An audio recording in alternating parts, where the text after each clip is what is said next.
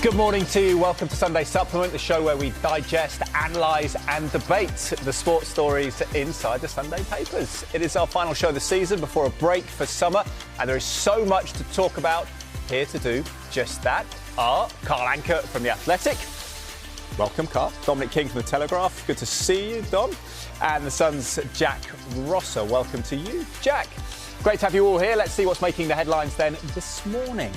No surprises, one story dominating here. Gabriel's heartbreak is the headline in the Sunday Telegraph after PSG beat Arsenal on penalties to win the Champions League. The Sun calls it Gabriel, with a picture of the Arsenal defender being consoled by Brazil teammate Marquinhos. The same picture on the front of the Observer Sports Supplement. Arsenal's agony is how they describe it. Sunday Times goes with pure agony after Arsenal just miss out on an historic double. And more on Arsenal in the Mirror, and also Slot cops it as Liverpool sack Arne Slot and approach Andoni Iraola. Familiar theme of heartbreak is reflected on the Mail on Sunday's back page, and there's more at the bottom of the page on Liverpool too. Gunners miss pot shot is the back on the Sunday Express, and below that, Slot of bother. And finally, the Star's headline is Gunner Sting.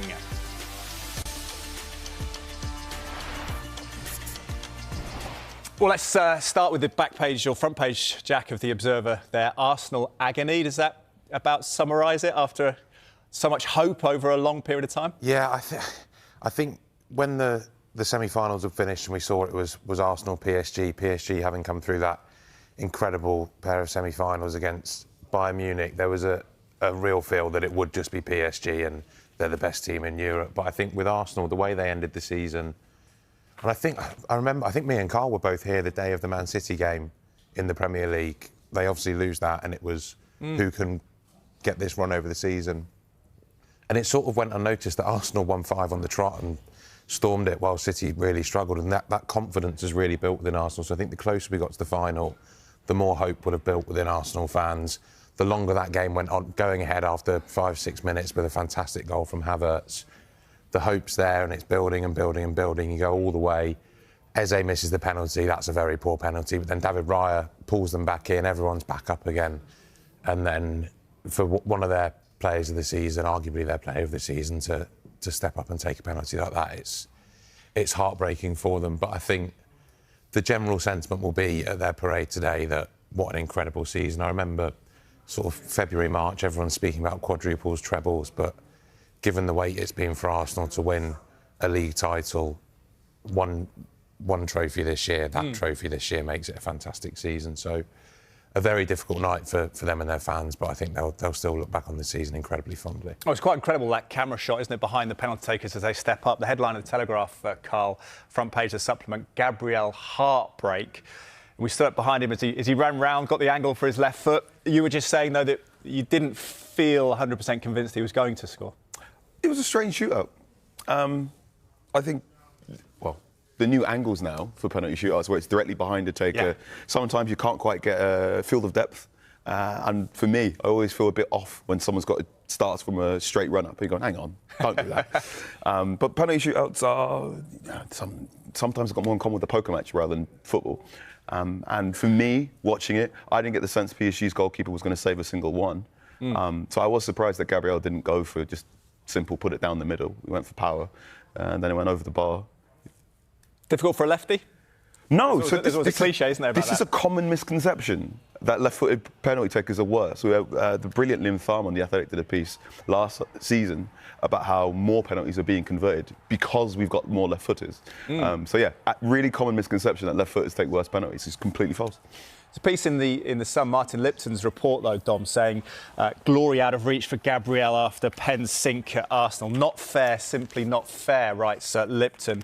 It's just plain wrong that the man who'll be remembered for losing the Champions League final was the best player in red and white, maybe the best player of the season, but especially last night. Is that a fair assessment from Martin? Yeah, he's had a fabulous season. He's been like a magnet at times in terms of repelling attacks and putting his head in the danger zone. It was very, very deflating to see. It's a horrible way for any team to lose, particularly a game like that. And I think the thing that Arsenal fans will probably be struggling about today is the fact, how can you go through a season completely in Europe unbeaten, not losing a game at all, and not win the trophy? It's extraordinary. Did you feel they were playing for the penalties, though? The longer the game went on, yes. And I thought there was something very revealing when the coin toss went on. Declan Rice's reaction immediately as the coin dropped and it was going to be in the PSG end. You could sort of see he visibly sort of nodded. He doesn't hide his emotions. No, he didn't. Does he? No, Right. It was, if you were playing, you'd like to have a game of poker with him, wouldn't you? Because he sort of gave it away. But look, it was an impossibly difficult situation that they were in going towards that end. I think PSG I think we'd all probably agree on the fact that they are the best team in Europe, and it's not like they're lucky winners. But I just wonder when it all dies down a bit, will Arsenal think that there was a chance that they could have had it? Well, let's dig in, Jack, with a match report from Sam Wallace in the Telegraph there at the Puskas Arena for the paper. Arsenal agony as wait for biggest prize in club football goes on. And a quote here, they had fought the best team in Europe all the way through 135 minutes of exhausting football, containing battling, thwarting, before it came down to the spot kicks. It does, as we know, strange things to footballers that a player as gifted as Eberechi Eze could miss the target was one thing. I suppose it's always after timing, isn't it? We question people's style, but it was brave of Eze to go for the stutter step, and it just didn't work out. People that I was watching it with were picking that out and saying, what's he doing that sort of nonsense for? We praise England when they win a shootout because they've all got their routines, and that's a big thing now of being in your moment, doing something. It's the same in golf. They all say, you get your routine, you do it no matter what's going on. So if that's what Eze has been working on all year and that's how he does it, that's the right thing to do. It's just not quite come off. The finish hasn't worked. It was a very poor penalty to drag it that far He'd foxed Safarov, hadn't he? The goal. Yeah, he was going the other way, yeah. So he'd done all the hard work almost and then just over-egged it a bit. But I think to criticise his technique is really picking holes. I'm with you on this completely, because the idea that you can pick somebody apart for having the bravery to stand up and the courage to go with the world watching. How would you react in the similar situation? Your legs might be sort of like jelly on the way to, and you walk up from the halfway line. He's worked on it. It's not something he's obviously just done off the cuff, is it? He's known what he's wanted to do. He's got it slightly wrong in the most high-pressure moment. He does not deserve any type of criticism. And he's a player as well that I know from speaking to people at Palace and people around him, sort of takes his preparation and looking into his game so seriously. He'll go during the summer. He comes across as an incredible really good person. lad, really good lad. He's just he's been integral in the second half of the season to getting Arsenal driving forward. It's took him a bit of time, hasn't it? He's not had like a stellar first season, but he's delivered some massive moments for them. You think of the hat-trick against Tottenham and just the way he's kept them ticking and maybe given them something slightly different across the run in the second half of the season. He's had a very encouraging first season at Arsenal. He's obviously done well with England, and it is very disappointing for him for his season to end. And that's his style, that's his technique. The keeper went the wrong way, he went the wrong way, and Mikel Arteta alluding to the fact that Gabriel's never missed a penalty in training, and the preparation has been there. But there is criticism of the approach overall, Carl. Comes from Oliver Brown, perhaps not unsurprisingly in terms of slightly contrarian take on it a little bit in the Telegraph. But defensive Arsenal prove authors of their own downfall is the piece here. As the ball skied far over Maciej Safanov's bar, it's just Gabriel Magalhaes who looked like he wanted the ground to swallow him up. They say the dissatisfaction was directed at the officials, but it's still filtered through to the players who'd lost not just their radar, but their sense of ambition as the contest intensified. Ouch. What is that? Is that harsh that Arsenal didn't try and win it? That perhaps it was an approach that would never win, because it almost did. It almost did prevail. It almost did. Now these are cup finals. Cup finals aren't really football games. And I'd say this Arsenal performance had plenty more hallmarks with, say, England's approach in the Euro 2020 final, or perhaps the way Jose Mourinho, in his peak, used to take teams So there's this 7 principles for Mourinho for a big game, which was the team that makes the most mistakes ends up losing. You reduce the amount of mistakes you make if you don't have the ball. And we saw this at his time at Inter Milan, at his time at Real Madrid, and eventually he caused loads of problems at Real Madrid because they wanted the ball. But from the very first kickoff, Arsenal put the ball up in the air, and you're going, right, okay, we know how they want to play. They get the goal early, it's a phenomenal goal. Kai Havertz shooting from an angle that I think many people wouldn't have expected to. But it felt like he'd messed the chance up, didn't it? You sat there thinking he'd gone too far wide. Reminiscent of Ryan Giggs against Arsenal in '99 in the FA Cup semi-final. That's a nice high praise. Wouldn't make that comparison. No dribble, obviously, but finished the angle. But I think this shot and the fact that he's shooting from this angle, that's a man of ambition. He is now I think he joins maybe 4 other players to score in more than one European Cup final, Champions League final, I should say. I want to get my numbers right. And from then on, in that first half, the thing that really, really stuck out was Mikel Arteta not stood in the correct area of the technical zone, as he very often does, and you've pointed out more than once, but constantly orchestrating Arsenal, which have a phenomenal off-the-ball shape.